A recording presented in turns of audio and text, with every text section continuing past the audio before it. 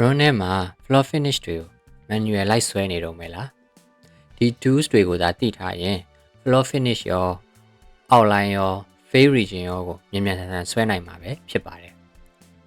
မင်္ဂလာပါ internet YouTube channel ကနေကြိုဆိုပါ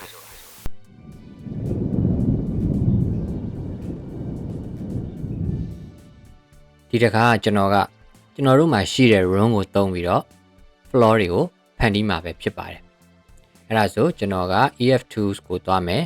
ပြီးရင် room ထဲက room to floor ဆိုတာကိုသွားလိုက်မယ်အဲ့ဒါဆိုရင်သူက select room ပေါ့နော် room တွေကို select မှတ်ခိုင်းမယ်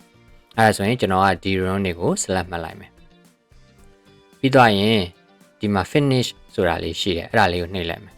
ပြီးတော့ရင်တော့သူကကိုသုံးခြင်းနဲ့ floor finish ကိုဒီမှာရွေးခိုင်းတယ်ဒါလေးကျွန်တော်ရွေးလိုက်မယ်ပြီးတော့ရင်ကျွန်တော်တို့ offset from level ပေါ့အဲ့ဒါကိုကျွန်တော်တို့ centimeter အနေနဲ့ပေးရမယ်အဲ့ဒါဆိုရင်30 mm ဆိုတော့ကျွန်တော်က3လို့ပဲရေးလိုက်မယ်ပြီးရင် create floor ပေါ့ဒါဆိုရင်သူက floor တွေလုပ်ပေးပြီးသွားပြီပဲဖြစ်ပါတယ်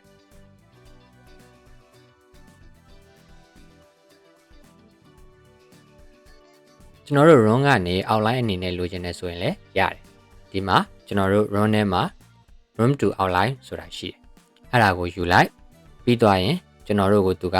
ဘယ် room ကိုကျွန်တော်တို့ outline ထုတ်မလဲဆိုတာမေးလိုက်မယ်အဲ့ဒါဆိုရင်ကျွန်တော်ကဒီနှစ်ခုကိုရွေးပေးလိုက်မယ်ပြီးသွားရင် finish လို့ပြောလိုက်မယ်အဲ့ဒါဆိုရင်သူကကျွန်တော်တို့ကို outline ရဲ့ line type ကိုမေးလိုက်မယ်ဒါဆိုရင်ကျွန်တော်က hidden line ရွေးလိုက်မယ် select ပေါ့နော်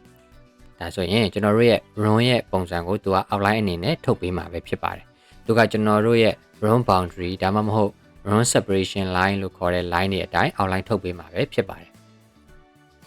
ကျွန်တော်တို့ room ကနေပြီးတော့ fade region အနေနဲ့လိုချင်တယ်ဆိုရင်လည်းရတယ်ဒီ room ထဲမှာ room to region ဆိုတာလေးရှိတယ်အဲ့ဒါလေးကိုယူလိုက်မယ်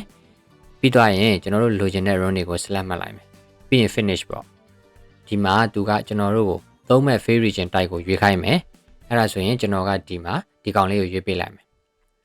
ပြီးတော့ရင် select ပေါ့နော်ဒါဆိုရင်ဒီ room ရဲ့ boundary ပေါ်မူတည်ပြီးတော့ကျွန်တော်တို့ fade region တွေရမှာပဲဖြစ်ပါတယ်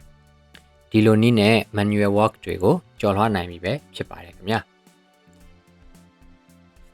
Okay အခုဆိုရင် EF tools တဲက room အကြောင်းကိုသေချာလေးသိသွားပြီလို့ထင်ပါတယ်ခင်ဗျာ